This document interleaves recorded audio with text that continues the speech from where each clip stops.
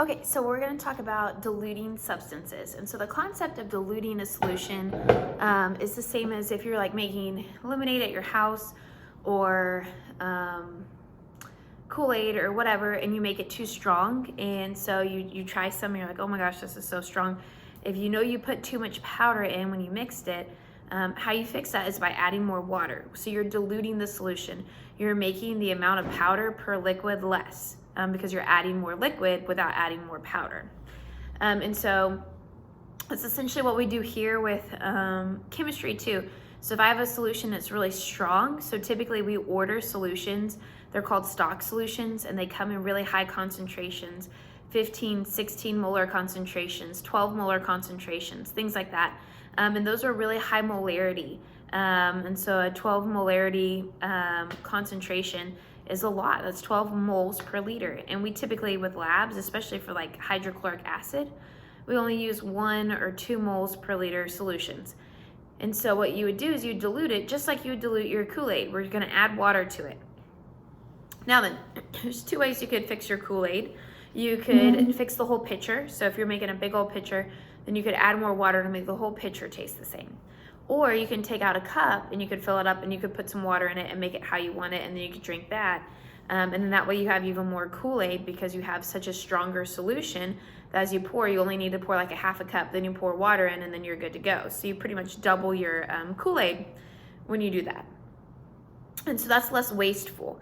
And so that's what we do in chemistry. We never take our stock solution and dilute it all the way down.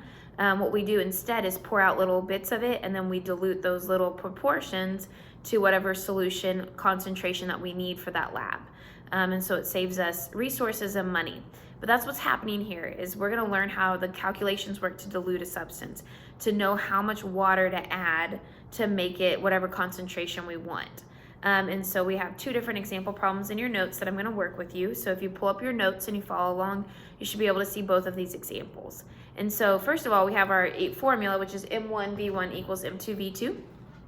Your M's are your capital M's, which are molarity, and V is volume. And so it says right here, the first example, what is the volume of a 12 molar hydrochloric acid solution needed to make 500 milliliters of a 3.5 molar solution? So in this case, we're pouring some out and we're trying to make some. So I want to make a 3.5 molar solution and I want it to be 500 milliliters. That's what this question is saying. And so I want to know how much of my stock solution, my 12 molar, do I need to take out and then dilute to get to that concentration that I want.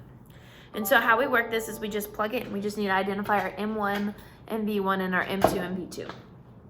Okay, and so in this case, I would say that my M1 is my 12 molar solution because that's one's listed first. Okay, and I'm trying to figure out the volume I need to take of that to dilute it. Okay, I know that I want my concentration, so my M2 to be 3.5, okay, and I want exactly 500 milliliters of it. Side note, 500 milliliters as liters is 0.500, so remember, you just move your decimal 3 places. So now I'm going to plug in, and so I'm going to take these. This is all you're doing is you're identifying in the problem, and then you plug in. And so I'm going to take my 12, okay, and then V, I don't know, so M1, and then V1, and then M2, which is 3.5, and then my V2, which I'm going to use my 0.5 liters. Okay, so I took those and just plugged into this formula. Now I need to solve.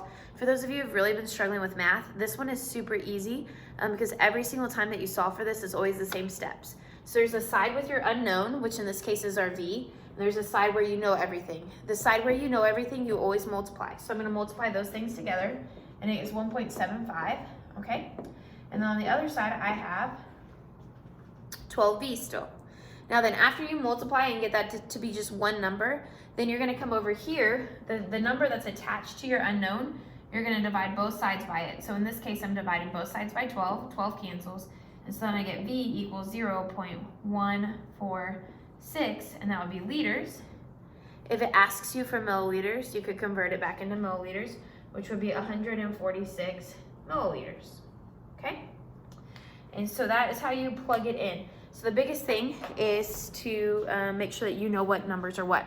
So what does this actually mean? So what this actually means is If I want to make a 3.5 molar solution and I want 500 milliliters of it, I'm going to take 146 milliliters out of my stock solution. So I'm going to take my big old stock solution of 12 molar. I'm going to pour out 143 milliliters.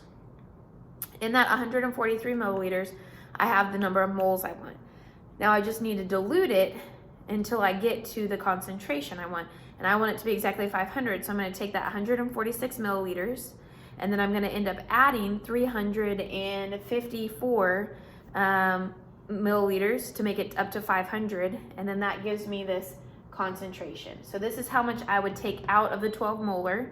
So this is like me getting my cup of Kool-Aid and then adding more water to it. I'm going to get my cup of 146 milliliters, and then I'm going to keep adding water until I get to 500. And when I get to 500, that will mean that my concentration is 3.5. That's what that means. That's how we're working this problem. So we have another example. It says how much water must be added to a 50 milliliter solution, and that's 16 molar concentration, in order to reduce the concentration to be 8.3 molar. So this one's a little trickier. It's not asking you the volume of your solution, it's asking you how much water needs to be added. So in this example, we take this much solution and then we have to add enough water to get to 500. And so it's asking us the adding part. But the first part's still the same. So what we're going to do is we're going to find our new M1, V1, and our new M2, V2.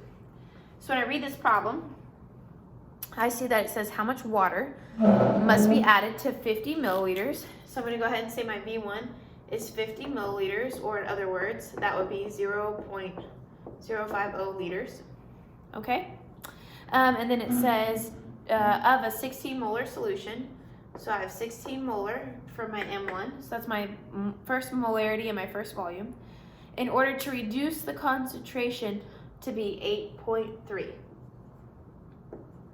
So I want 8.3 for my molarity, and so I'm solving for my volume. So I'm going to take these, I'm going to plug in. So I have 16, okay, times 0.05 equals, and then I have my 8.3, and then my V. Again, multiply the side that doesn't have the variable. So this time this side has the variable. So I'm just going to multiply this side, which when I do that, I get 0.8, okay?